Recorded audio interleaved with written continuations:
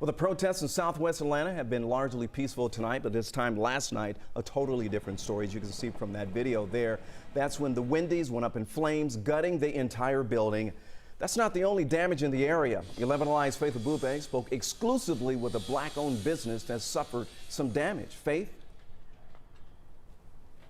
Yeah, Ron, after more than 8 hours here across the street from that Wendy's that burned down yesterday, the damage restoration team is now packing up, getting ready to leave here. Again, this is an Indian and black-owned business. They are directly across from where that fatal shooting happened. And as we walk around the building, you can see several of the windows, all of the windows at this point have now been covered. We also shot video earlier, and we have some pictures to show you of what that damage looks like or looked like before it was covered this evening.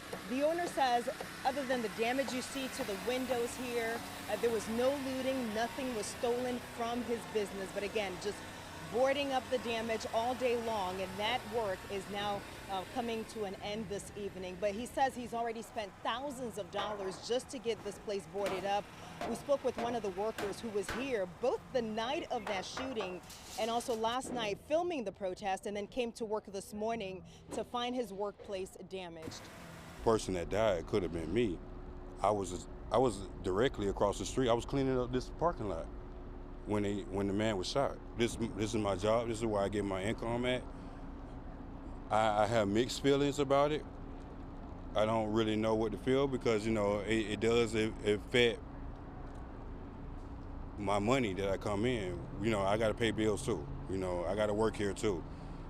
But at the same time, I saw what happened. You know, and I can't blame people for being frustrated. And that's the feeling many in this community are grappling with.